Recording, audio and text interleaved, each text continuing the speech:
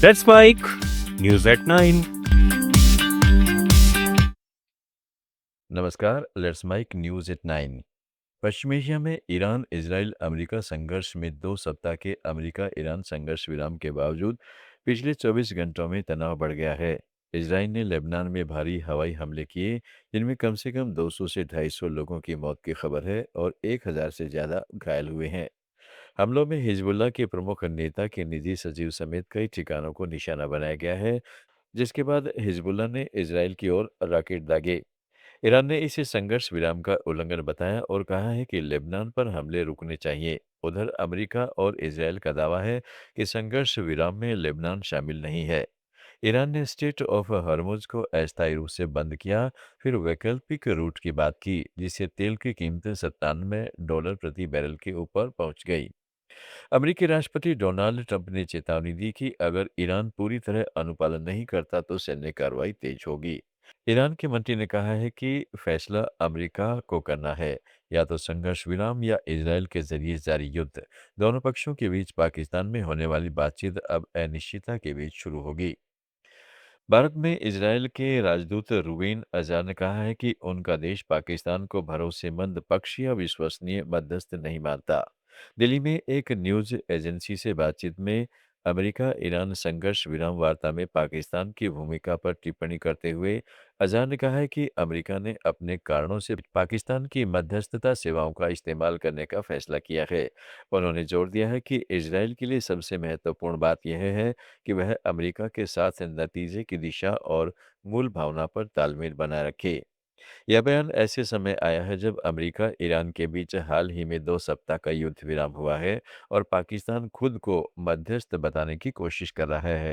राजदूत अज़ार ने साफ किया है कि इजरायल उन देशों पर भरोसा नहीं करता जिसके साथ उनके कूटनीतिक संबंध नहीं है। mediator, a country which is hostile. We don't see Pakistan as a credible player. I think that the United States has decided to use the services of the facilitation of Pakistan for their own reasons. We have seen in the past how the United States has managed to take problematic states like Qatar and Turkey and use them for the benefit of achieving an agreement with Hamas. So maybe they will use the facilitation services of Pakistan to bring in the serve of diplomacy this time. It's their decision. For us, it is very important to stay in sync with the United States when it comes to the substance and the essence of the outcome we want to see.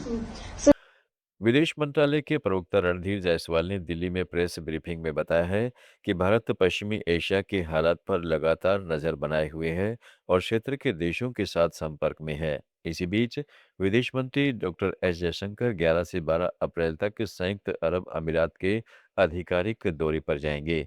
इस दौरे के दौरान वे UAE के शीर्ष नेतृत्व से मुलाकात करेंगे, जहां दोनों देशों के बीच मजबूत होते संबंधों की समीक्षा की जाएगी।